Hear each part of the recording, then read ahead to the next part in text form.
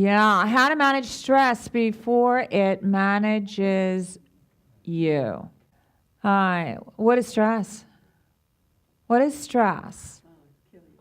Stress will kill you. There's my girl. Stress is a killer. That's why I talk about this all the time. Stress is a killer. It's not very pretty words to start a conversation with you about, but it is a killer. All right? Show me stress. Can you see it under a microscope? Can you stomp it like a bug? What is it? Come on. Now think up. Marriage. I can always count on somebody. You'll be sweet to her. Don't you have a comeback for him?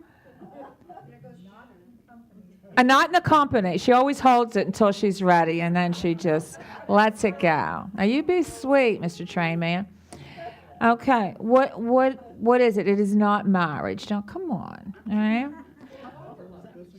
It's overload. We're going to talk about stress. Now, stress is caused by three things. All right. It's caused by difficulty. Difficulty, all right? Nobody's stressed if ever their life is just all rosy and perfect, right? You're stressed when you have a difficulty in your life, all right? It's also caused by pressure. Difficulty, pressure, and strain. Those three things are the root cause of stress. Now, a certain amount of stress in your life is important. Why? We call it a healthy level of stress. Why is a normal, healthy level of stress important? Why do we need it? Keeps you going. You'd be a blob without it. You know, you'd be blobbed out there. If you didn't have the stress, the little bit of strain or pressure, the motivation, the whatever, the push, you know, to be here at 11:30 or to be here to dance or to catch the plane, right? You'd be blobbed out. You know, you wouldn't be functioning, you wouldn't be moving, you wouldn't be motivating. So a certain amount of stress is important to keep you going, keep you moving through the course of the day. Now, stress becomes unhealthy when it continues to grow and to grow and to grow. Right? How do you know you're stressing? Okay, first of all, let's talk about the dynamic. Where does stress live? It's inside of you. It's inside of you. All right? It's the stuff out here that you're focused on you think is stressing you, but the stress is in here. So if the stress is in here, who controls it? A little louder. You do. All right? You are liable, and you alone are responsible for controlling your stress level. All right? So how do you know when you're stressing? First of all, how do you know what's normal for you? You know, sensational seniors, which we are. Checking out everybody here. I got a couple exemptions. A couple of you don't have to listen to me today, all right? Sensational seniors, we hopefully by the time we're our age know what's normal for us. Am I right? You know how you're doing physically, and you know how you're doing emotionally and mentally, right? You wake up in the morning and say, I feel pretty good. I'm within normal range, right? I want you to assess on a daily basis, am I stressing? Is there something bugging me? And you can always tell you're stressing by what happens. You get this feeling revving up inside of you. Now, what are the signs and symptoms of stress, and why do you have to pay attention to it? These are benchmark. These are commonplace, all right? And just like the sensational senior body, your body will speak to you. Did you know that? Your body will speak to you as clearly as I speak to you. The problem with seniors, the problem with anybody is really your failure to listen. Sometimes you hear your body saying, something's wrong here, something's going on with me now, something's changing. You hear it, but your biggest, weakest link is your ability to do something about it. Am I right? And this is, you know, and y'all know I love men. I think men are terrific.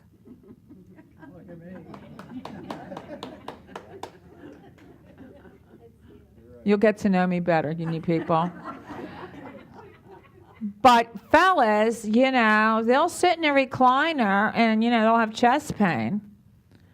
Not tell anybody, oh, it's going to go away. Don't worry about me, it's going to go away. And they'll take the risk. Women are more cautious. I won't use the word smart or Dutch. But women are more kind of attuned to when something's going on. I think with the advancement of, women's health education, all right, we pay attention to more what's going on with us. We have more of a pattern of preventive and interventive health care. I hope we do anyway. So by the time that we're sensational seniors, we're doing pretty good. Margot? Research says that women, as caregivers, pay less attention to their heart and their symptoms than the men. Yeah, well, caregivers, Caregivers, my wonderful caregivers, you're in a breed all yourself. I'm talking about women as opposed to men, gender, okay? But I agree with that 100%. I haven't seen the data, but I'm buying that, okay? So women, if we get chest pain, it's like, oh, geez, I got to call somebody. Got something going on here. But the fellas will go belly up in the recliner. I think it'll be gone by next Tuesday. I'll take the risk, right? This is why you wonderful fellas, we're losing you a little bit earlier, right? So pay attention to this. Your body's going to talk to you, whether it's chest pain, whether it's blurred vision, whether it's a pain, whether it's an ache, whether it's whatever, whether or not it is the signs and symptoms of stress. Okay. Now, you have stress in your life?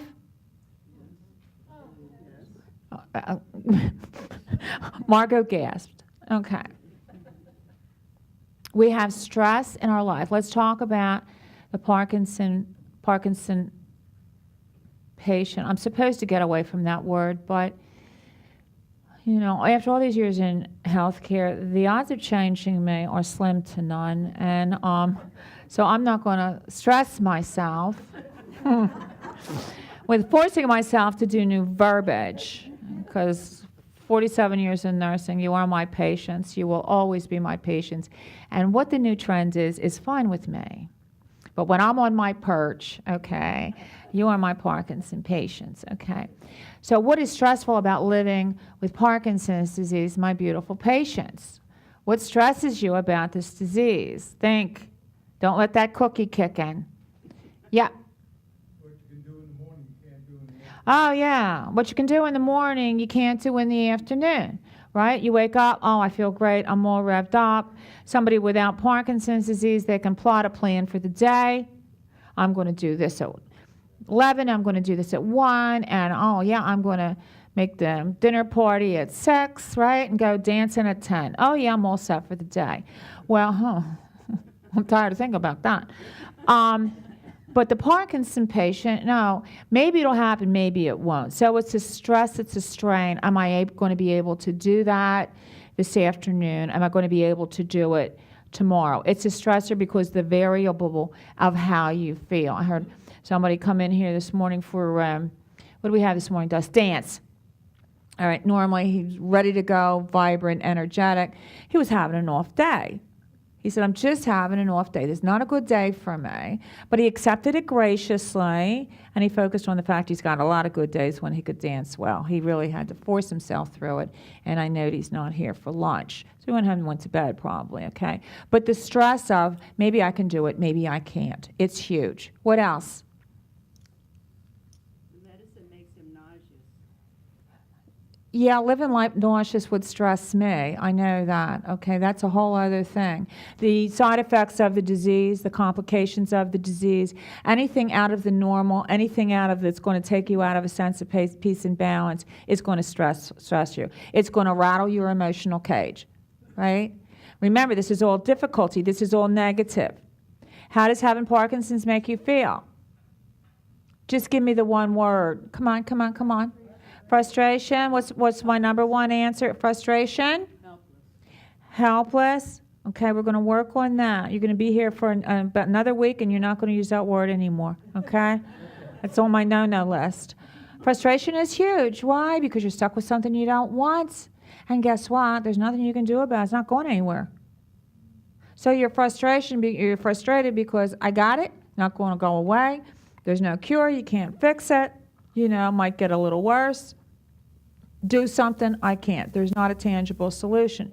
But the solution is to modify your stress with your frustration living with Parkinson's is what you're going to control how you receive it, how you accept it, how you respond to it. And there's your control. Frustration comes from the factor that you don't think there's anything you can do. There's a lot you can do. I can give you a laundry list of what you can do. All right? Number one is you say, I will accept it. I will stay stronger. I will stay educated. I will do my wellness package for Parkinson's disease, and I will live well. Okay? That's how you bring the frustration back. Helpless is a word that you use.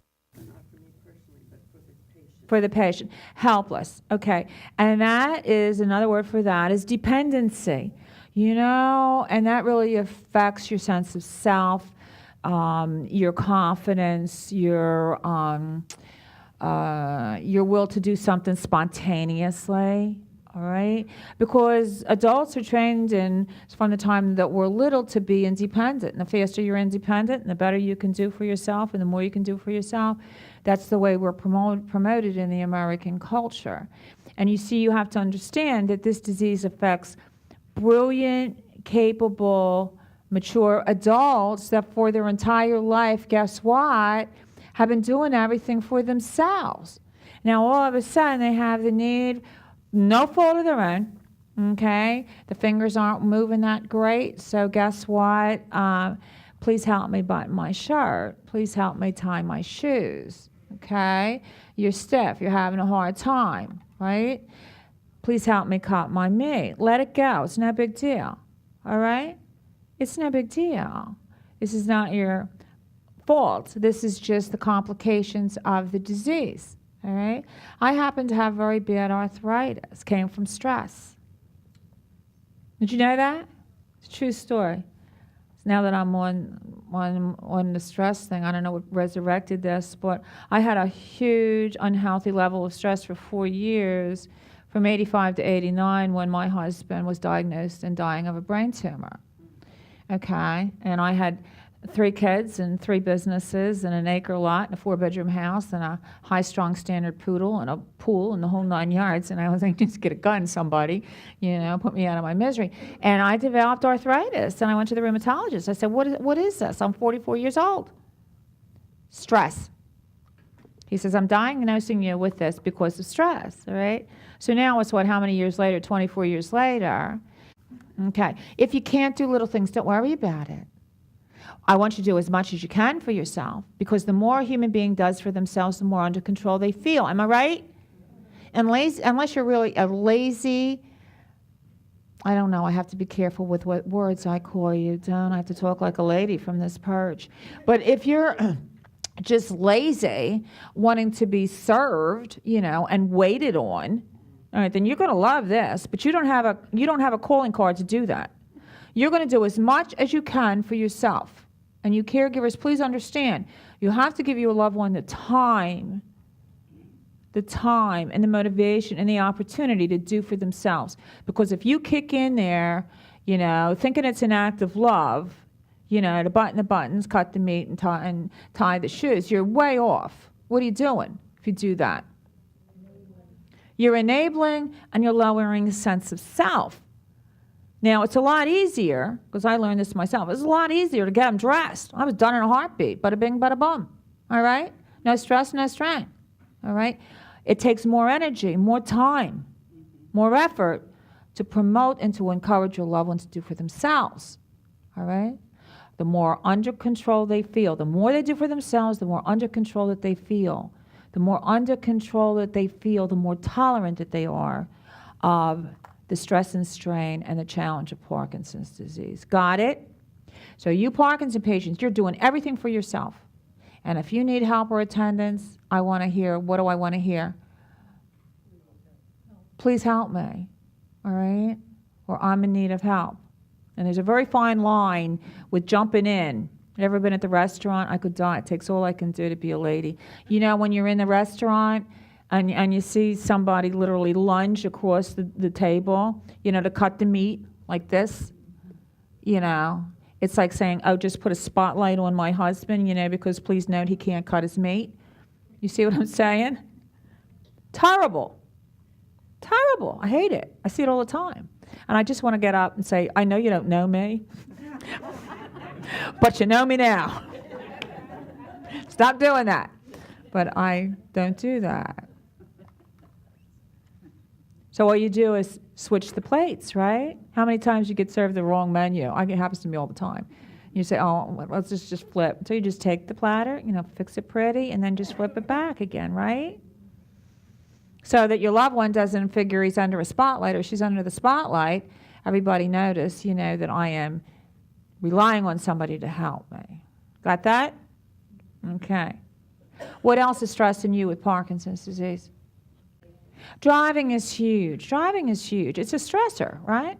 It's a stressor because we love the impulsivity, right? It's great, It's great just to grab the keys, and say, okay, let's go. I'm revved up. I feel like doing it. There's a sale on, or I need to do this, or whatever, or let's go here for dinner. The impulsivity of grabbing the keys and going, okay?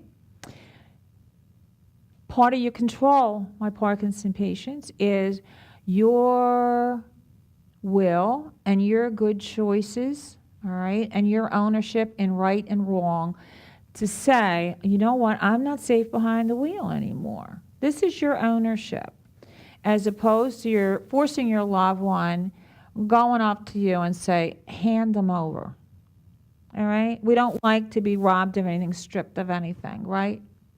But this is your ownership in your life. If you want to live well with Parkinson's disease, you make good choices and you take ownership in your life, all of it. So if you know that you're not able to drive, I had a member leave here yesterday and I actually lost sleep last night because he shouldn't be driving. All right, couldn't do anything yesterday, but I'll do something Thursday morning. All right? Okay, so this is, but the ability to be spontaneous. Empathy is a big thing with Parkinson's disease. Do you know that? You lose the spontaneity doing something quickly, fast motion, motivated forward. Okay, and driving really can impede on that. By the time you get up and dressed and ready to get out the front door, it's time for lunch. Okay, do it anyway. Do it anyway, right? And if you have a loved one that is driving for you, that is great.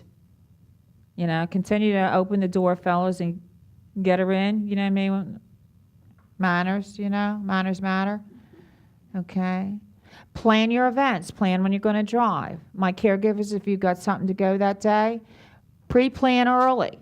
If you know he's got a doctor's appointment next Thursday, and you want to play bridge, you call one of the friends or whatever, okay? Make all your plans early because then you don't have any pressure or strain of, am I going to pull this off?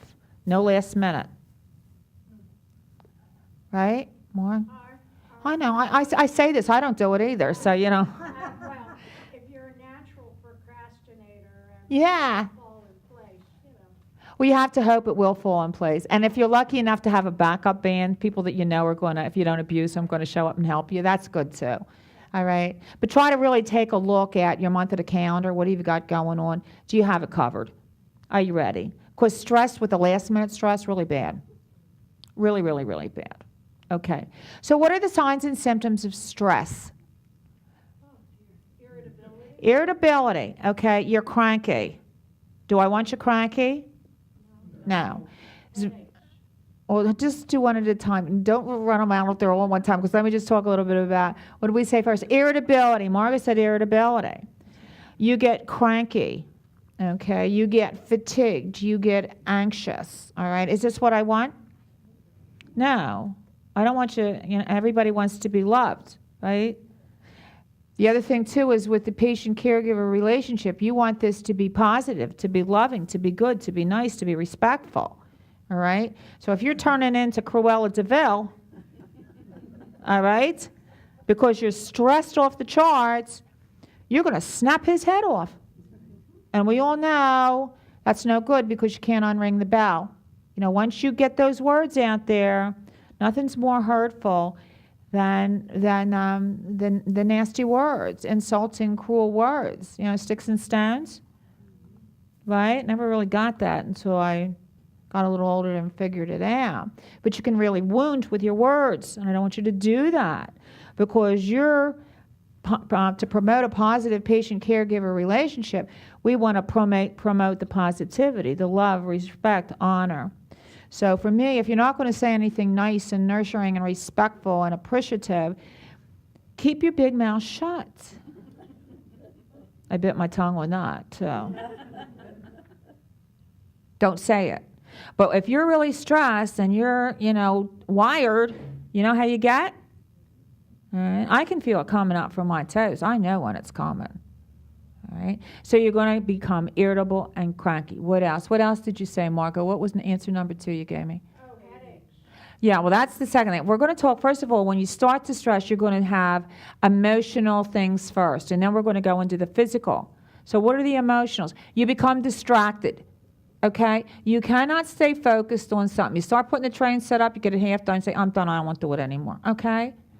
Or you're halfway through a project, or you're halfway through. You can't stay with it. You're distracted. You're all over the board if you're stressed.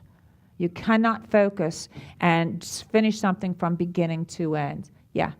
I find I do the same thing if I'm overtired. What's that? If I'm overtired. Overtime. Yeah, overtime. These are symptomatics, too, of being overtime because you're fatigued. Okay? So what else? You have sleep disorders. All right? Why? Because you're laying in bed, and the nights are long and quiet, right? They can be long if you can't settle. Okay, I don't know. Hopefully quiet. Lots of times with Parkinson's disease, you're very active in the nighttime, right? You're very active. Sometimes you have your days and your nights disturbed. But sleep disorders, Dr. Madden's going to speak on sleep dysfunction, sleep disorders on the 7th. I encourage you to come and hear that. We're going to be talking about sleep health, all right? What you can do to get a good night's sleep. There's a whole long laundry list. But if you're stressed, you got something big time on your mind that's distracting you from a sense of peace and balance. And when you have no distractions of the telephone, the things to do, people around you, the television set, you got nothing to do but think about what's stressing you. Am I right? So sleep dysfunction's a big one. It's no good. You need to rest. You heard what Dr. Pat said. Sleep right, eat right, exercise right. Right here, he said it a couple days ago. Okay, so that's our theme for 2014. Eating disorders. Eating disorders. You're either going to eat not enough. I know. Not enough, or you're going to eat everything that's not nailed down. All right? You see, particularly among the younger population, the young mothers, they're running the children, running the activities, running the home, running the marriage, running a job. They're stressed. And the ability to control the hand that feeds you. How many of you have the ability to control, I call it control the hand that feeds you? Right? I did this one. I've lectured for just about every population in America. And one time I used to be a national motivational speaker. But anyway, I gave this talk one time to a group of dental hygienists. And the auditorium was full. I was like a luncheon presentation. I don't even know what the topic was. And it was talking about, giving your body good nourishment and blah, blah, blah, blah, blah. And I said, you have to control the hand that feeds you, right? So I figured, well, I have to do a little visual. I believe in visuals when you teach. So I said, okay, everybody put your hand down. So they put their hand down, and I put a little malt ball. You know those malt balls? I was going to use jelly beans, but they were dental hygienists, and I thought they would kill me, with these. One of my favorite things, those orange jelly slices? Oh, they were my grandmother's favorite, so now they're my favorite and my daughter's favorite. Anyway, so I thought, well, I'll use a jelly bean, and I thought, oh, I'll get killed. So I used a little malt ball. So I go in there with my little, how it comes in the milk carton? So I go in with my things and everything. So I'm putting the malt ball in the thing, and I said, okay, put it in the malt ball. Well, the whole time I'm putting the malt ball, and they're eating it like this. So I'm going down the line, and now I'm looking back over here. Where are the malt balls? We ate them. So you know me, I'm like, this was probably 15, 20 years ago. So you ate my mobiles. There goes my visual, right? My visual being, I'm confusing you, aren't I? You'll get used to me after the second time you hear me. My thing was, I put the malt ball there. Okay, how's the malt ball get in your mouth? Does this make sense to you? I know it did to me. They got me all confused, all 500 dental hygienists, and ate my malt balls. But it only gets from here to here by this action, the hand that feeds you, right? So they actually proved my message because they were eating them before I even told them why not to eat them or why are you eating them. And I was like, okay, what happens next? Okay. You'll remember that, won't you? So how does it get from the table to your mouth? The hand that feeds you. All right? When you're stressing, you have no control of this action because it's a pleasure thing. Give me a Snickers and get out of my way. Right? But you pick up the food and you say, what's in it for me? This is your body. You only get one of them. I'm going to get serious now if you want to pay attention to me. Table number 2, naughty girls. You only have this one body. You got to nourish it. My Parkinson patients, you're burning twice as many carbs as I am. Did you know that? You need twice as many carbs, twice as many calories because your body is working twice as hard to function with the Parkinson's disease. Okay? Does this mean that I want you to have Snickers and jelly donuts? 2 of my favorite things in the entire world.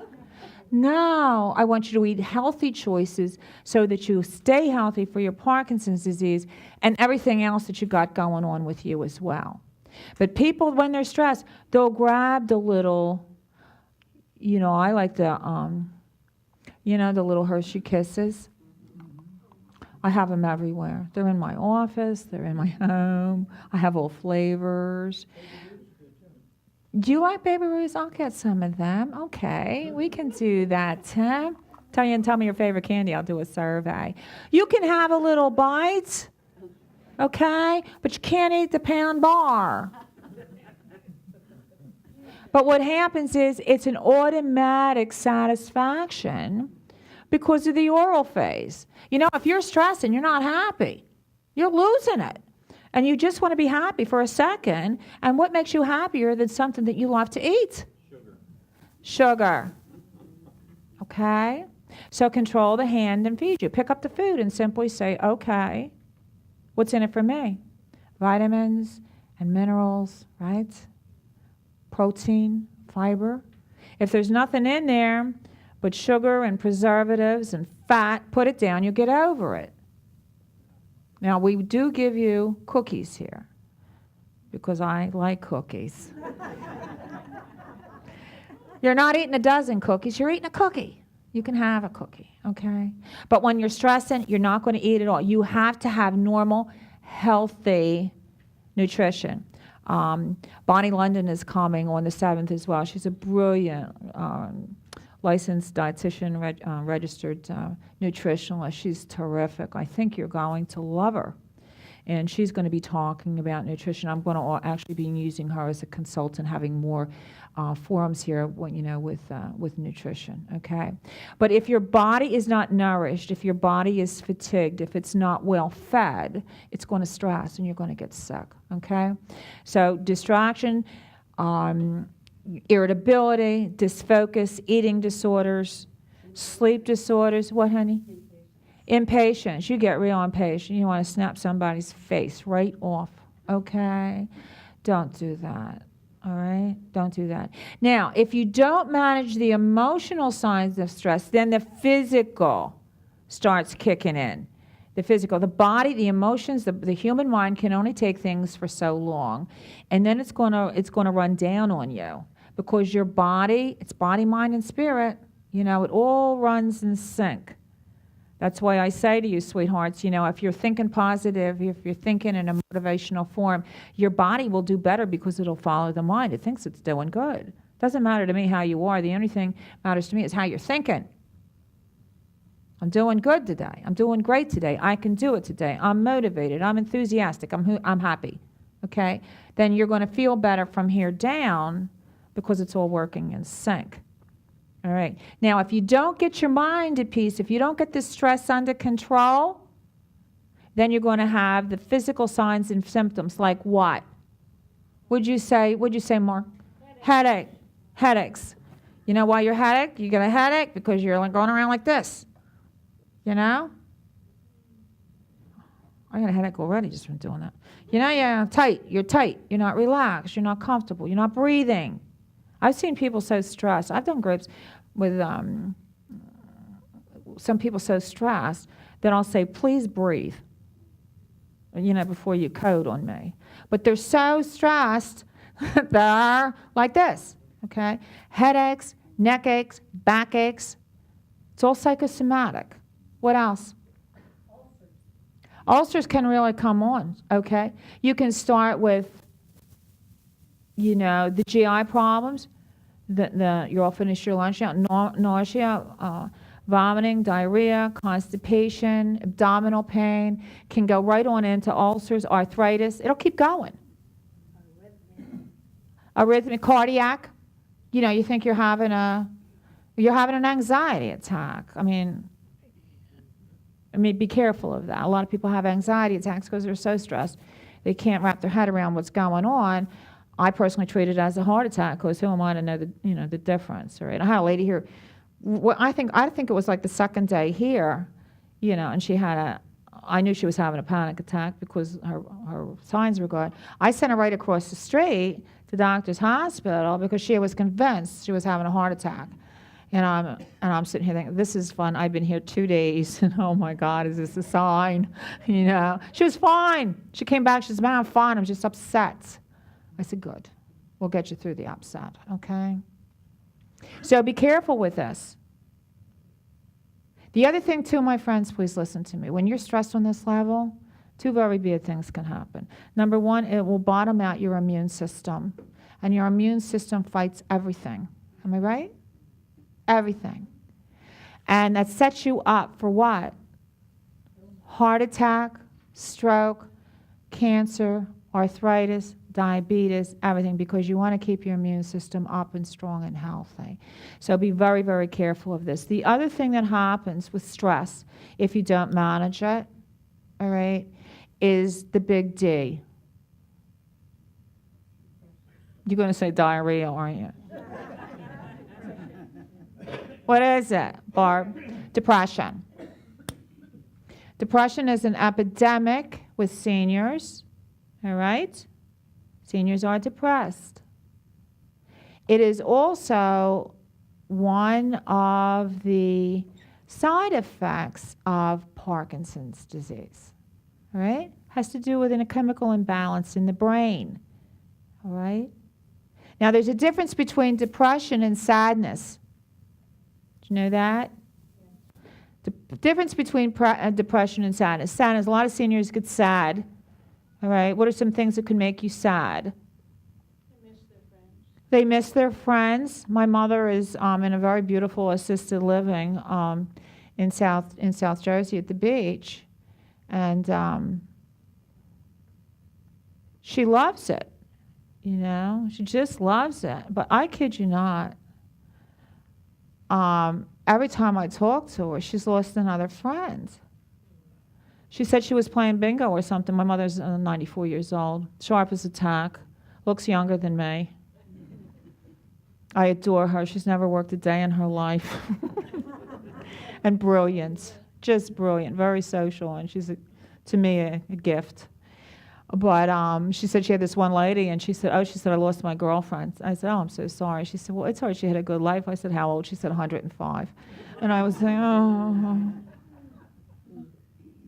My mother was sad, okay. So you can be sad from losing a loved one. You know, nothing's going to make you sadder than losing the love of your life, your lifelong partner, all right? Your best friends. God forbid you lose a child, all right?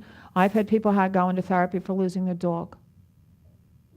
You know, you've had a dog forever. Yeah, I was telling this story to I have these very pretty picture frames that on my vanity in my home, and I have a picture of each of my 3 children. And I continue to. They've been there. They've been on my dresser. I kid you not, probably for since about 1963. Now, something. What do you think about that? Well, anyway, story being told that I got these 3 very beautiful picture frames in an estate sale in Margate, which is between Atlantic City and Ocean City along the ocean. And I don't know why my mother used to like these estate sales because she's a collector of Victorian and she very beautiful things. And I remember this lady, she was the sweetest thing. She was maybe 85, 90 years old, and she was walking around selling all of her private things, holding her little dog. And it was a sweet old dog, and it was a sweet old lady. And she was weeping the whole time, and I thought she was crying over giving up her picture frames or her things, things that we've had all our life that have meaning to us and memory for us and everything. So I said to her, why are you weeping so? What can I do to help you? And she said to me, Marilyn, she said, this afternoon, she said, I have to have my dog put to sleep because I have nobody that will take my dog. Now, that was way back. I think I just had the second child or something. And I still remember it. When I look at those picture frames, I still think about that sweet lady. Does that sound silly to you? No. It's not silly, is it? It's not silly at all. I think it's very humbling. All right? But you can be sad with a loss, whether it's a deliberate action or whether it's somebody taken away from you. And that's okay. You can be sad if you have to move out of your beautiful home after 50 years, because you can't manage there anymore. It's too big for you. Who wants to cook anymore? You don't have to worry about the yard man showing up. Okay, that can make you sad because you're giving up what do you know and what you have to go on to move forward, all right? That's okay. You can be sad with just the aging process, right?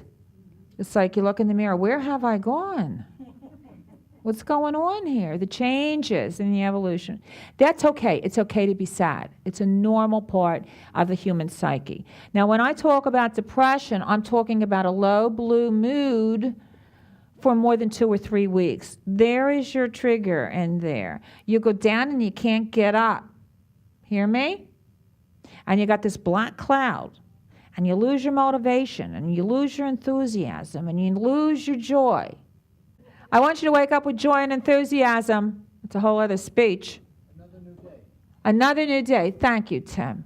It's another new day. Better living through chemistry. That's it. Pop those pills. Get them going on. At first dose of sentiment, you're all set. Okay. But if you go down, and you can't get yourself up, and it's a scary thing. How many of you have had short periods of depression? I think it's safe to say anybody during the course of their life has. It can be a response to something, but it's a chemical imbalance in your brain. Therefore, you need a medication to fix it. So the benchmark, what's the number one symptom of depression? And these are red flags. Too much sleep. Too much sleep. You go to bed. I call it in bed in a ball. You got on the gray shabby bathrobe, the flannel jams. Am I describing any of you? My new people, if you have a gray shabby bathrobe, lose it. None of that stuff. Hot pink and icy purple. All right? That's a mindset. All right? You go to bed, you can't get them out. Why? Because guess what? It takes energy and drive and motivation to function. You don't even think about it. It takes your energy. It takes a healthy brain, a healthy mind, a motivated mind to get up and to get dressed and to eat and to get in the car and say, I'm coming. I'm doing it. It's easier to be in the bed. I call it bed in a ball. When you're born and you're, in the fetal position sucking your thumb. The only excuse that you have to be there is if you're sick. You notice how when you're sick you don't feel good, you go right back to that original thing. Isn't that amazing? I thought about that a lot, actually. Okay, you go to bed. You don't want to get out. You don't want to get out to eat. You don't want to get out to get dressed. You don't get dressed, okay? What else? What's the number one thing you got to pay for? Isolation. Isolation. You want to be home. I can't get you out the door. So I want you to really pay attention to yourself and the people in your life that you love. You know, if you have somebody that routinely is doing something, if they don't have a real good excuse why they're not doing it anymore, all right, I keep a real accurate view. If you notice me, I'm peeking in the side door to see who's in some of my classes. I'm not looking at you to see if you're doing it right. I'm looking in here to see who's here and who's not here. Okay, and I keep an eye on who all of a sudden I haven't seen for a couple weeks, and then I say to one of the girls, make a call. Okay? But if you isolate, if you give up the things that you love to do, it's terrible. Because to live well with Parkinson's, right, we got to keep you driving forward. We got to keep you active. We got to help you find new things, find things to do, engaged in life. So isolation, sleeping too much, what else? Apathy. You get apathy. You cannot get them to do anything. You know, the worst place to be. What do I teach you? You want to stay alive? You stay out of the recliner. All right? You can get in there for short periods, but don't get in and stay there hugging that clicker. All right? Eating disorders again, usually if you're depressed, you're not eating. Okay?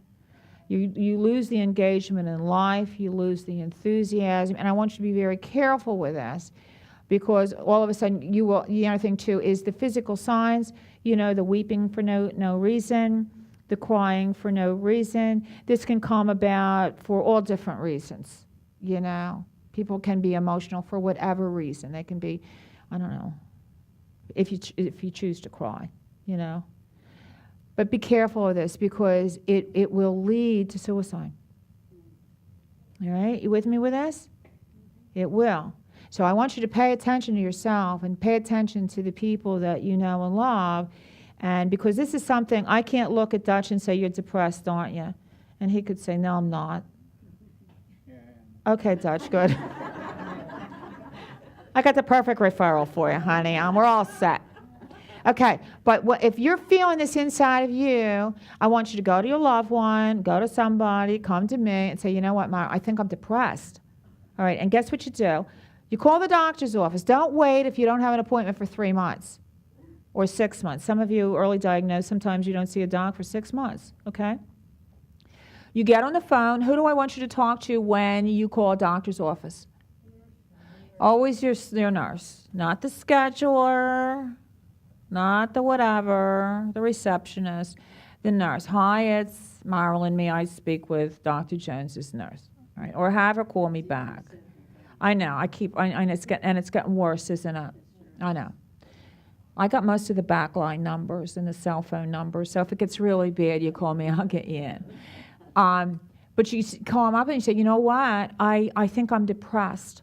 I don't want to go out anymore, or I can't sleep, or I'm not eating. And that nurse, you know, will be able to do an assessment and say, you know what, I want you to come on in and see the doc, all right? And you get a script.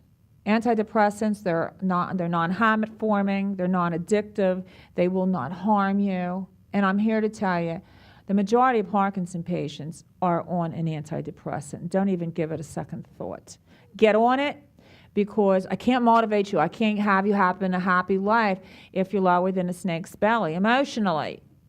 Take the pill under a doctor's care. My caregivers as well.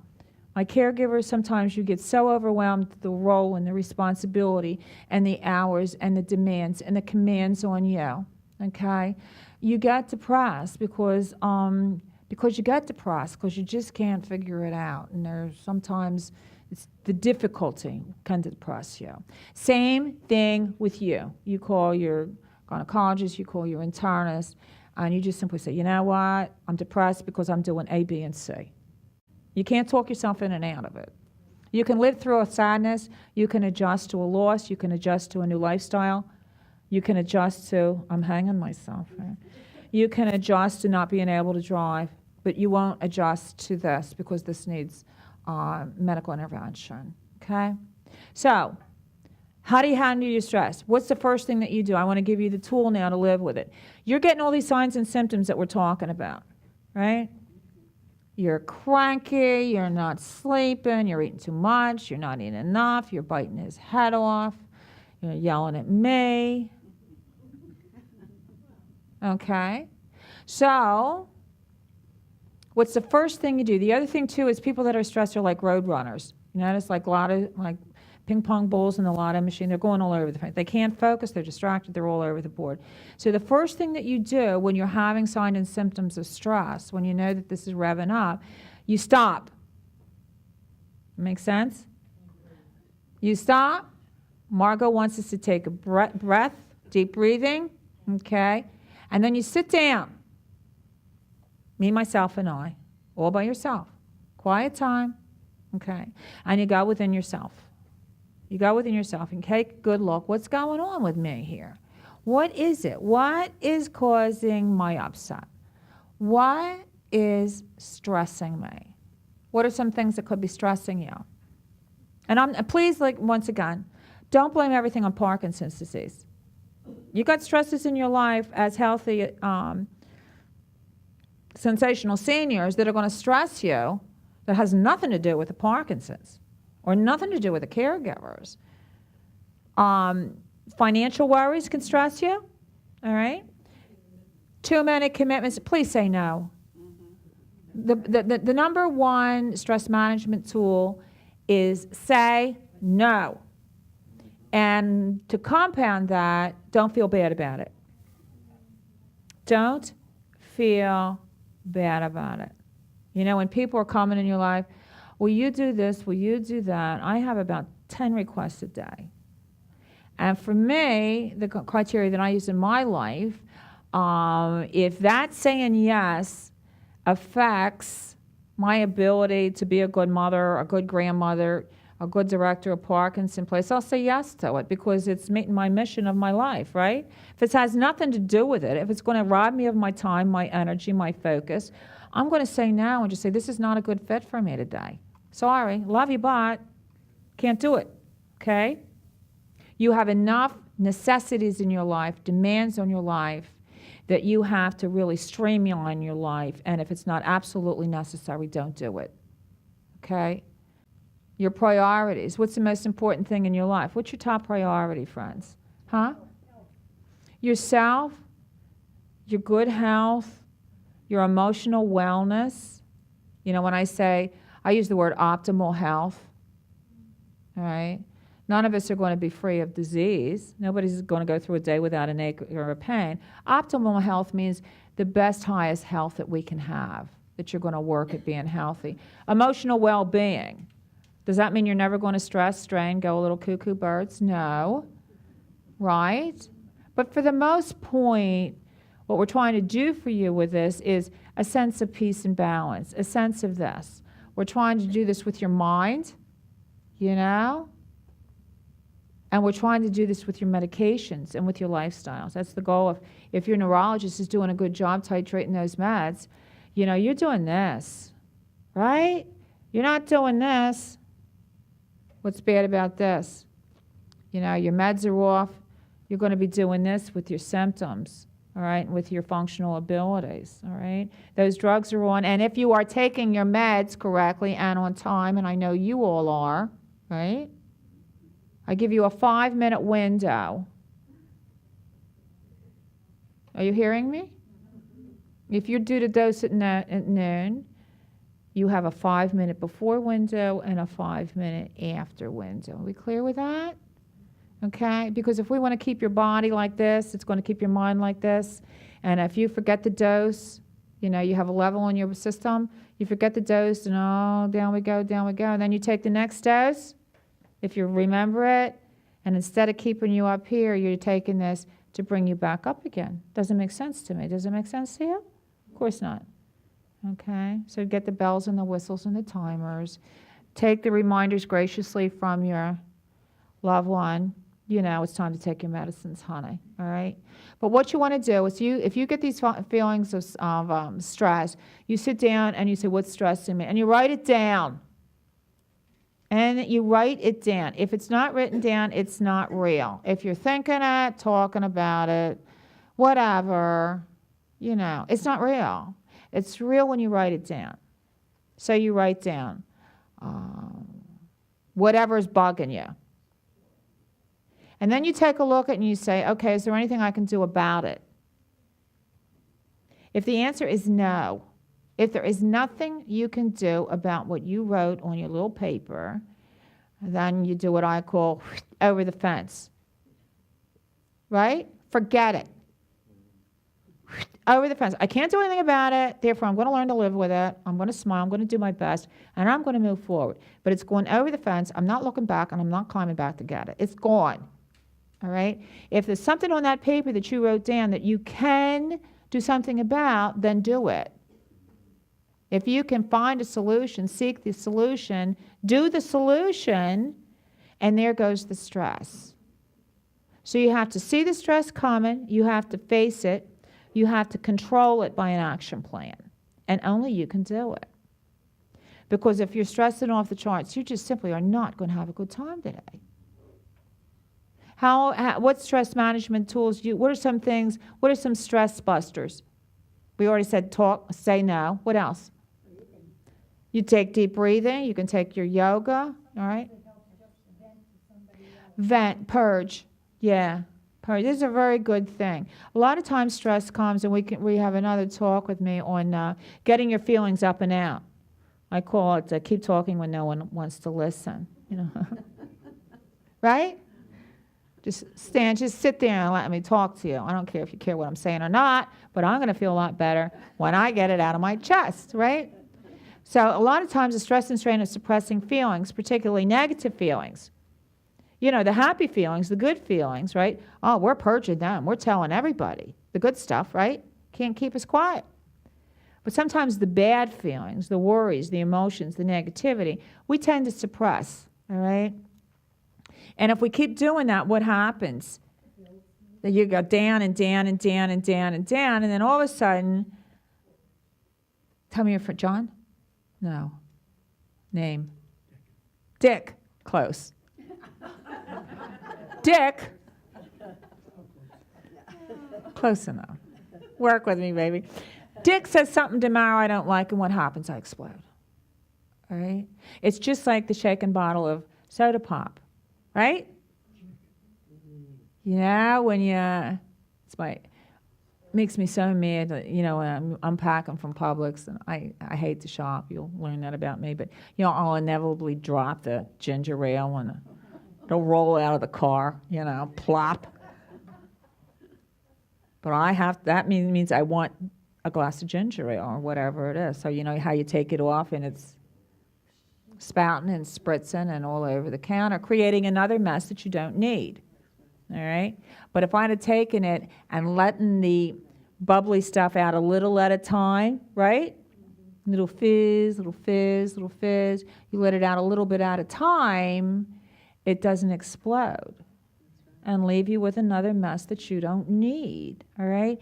So this is why with stress management, if you're having stress, if you're having negativity, if you're having upset that you have identified, all right, I want it up and out. Find someone in your life and do it on an ongoing basis.